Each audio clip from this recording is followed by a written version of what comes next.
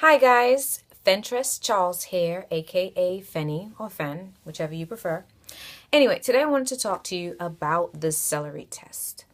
I'm reading this book, and I've mentioned this book to you before. Hold up, let me get it. Okay. The name of the book is Start With Why by Simon Sinek.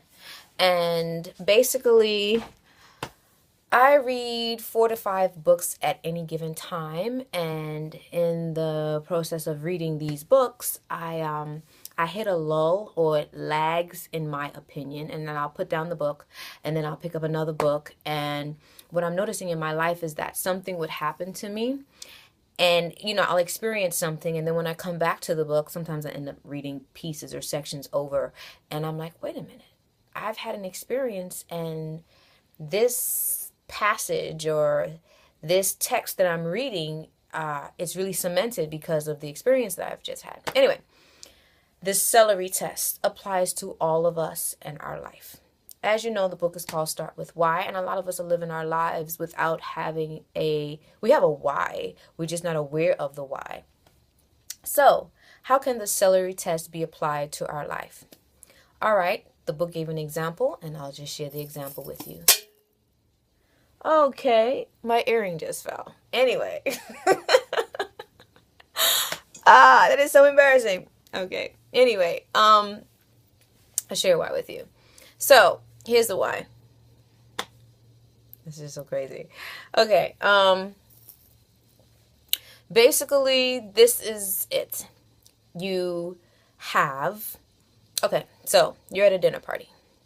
And you're starting your own business and your own organization, and you're starting an organization, and people are giving you advice on how best for your organization to, for you to run it. Now, this can be applied, the example is in an organization, but this can be applied to anything. It can be to your goal, it can be to something you endeavor to do. That's roughly still a goal, right? Yeah, I think so. Anyway, so they come up to you and they say, you know what you need to do in your organization? You need to do M&Ms. You are leaving millions of dollars on the table if you don't do M&Ms. Okay, so now you're shoveling your face with food, and people are coming up to you and they're talking to you because they know that you are endeavoring to run your organization or start your business, and or that you're endeavoring to, accomplish this goal. So then, you meander around at the dinner party, and then someone else comes up to you and says, you know what you should be doing? You should be doing rice milk. That's the end thing. Everybody's doing rice milk. You need to do rice milk in this economy.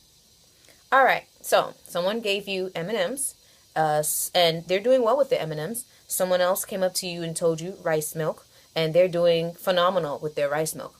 All right, so you make your way over to the punch bowl, and someone comes up to you and says, you know what you need to implement in your organization?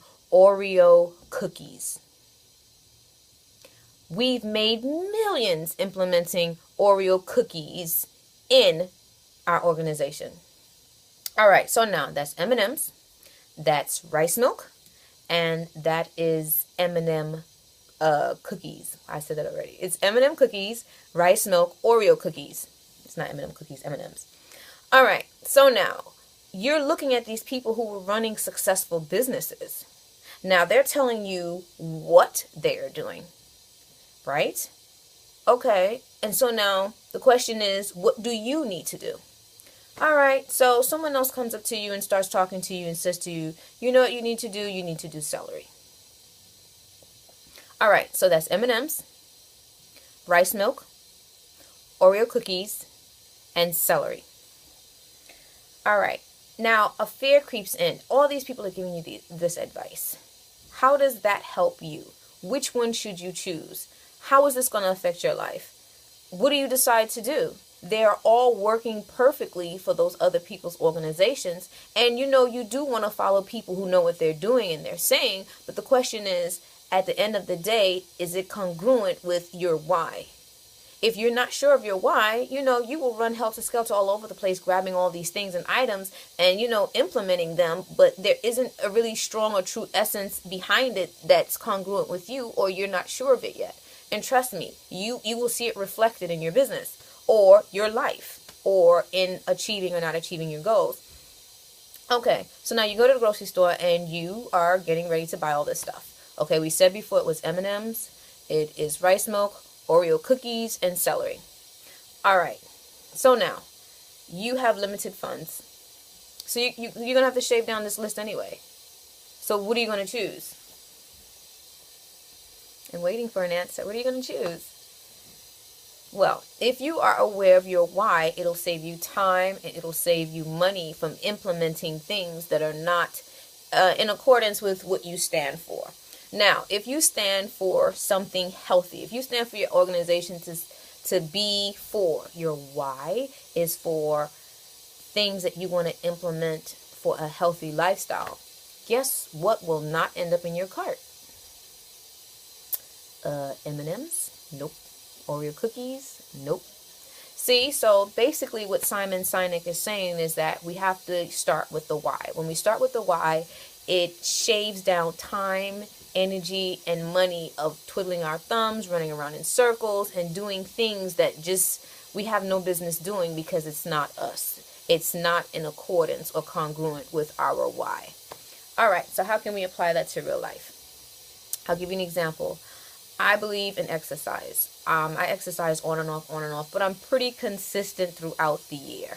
Okay, there comes a time when my body will start talking and saying, you know, Fen, you need to move because you feel a little achy, or, you know, there's a certain way you want to feel and you have to exercise in order to get that feeling. Fine. I'm a person that, well, first before I tell you my why, people will suggest so many things to me. Girl, you need to practice to be in a marathon. You need to lift weights. You need to do aerobics. You need to do Taibo. You need to do yoga.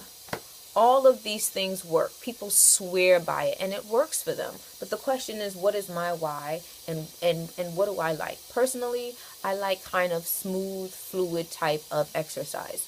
Jogging for me is too much jostling. But believe it or not, because I don't like to be jostled so much, I will get on an elliptical because I don't feel as if my body's being jarred each way and there's not a heavy bounce. So I'll get on that.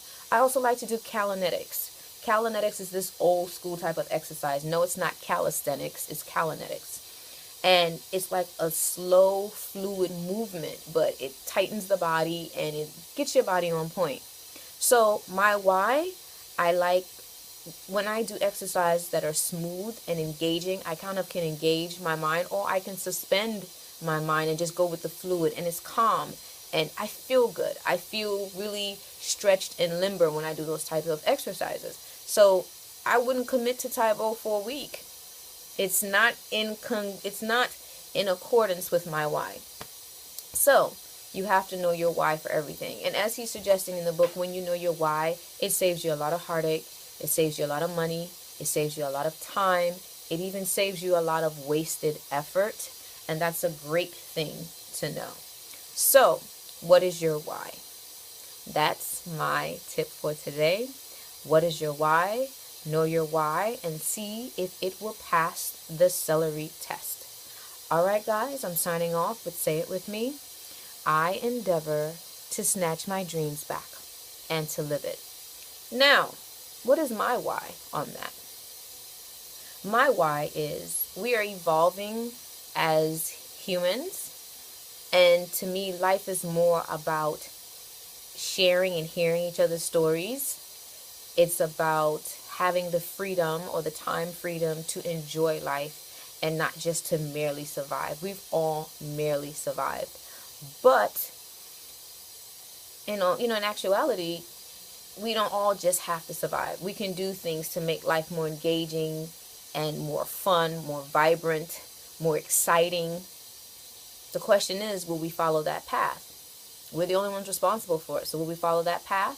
So my why is life is just not about struggling and just surviving. So that is why I endeavor to snatch my dreams back and live it. All right, guys. I'll see you in the next video. Signing off.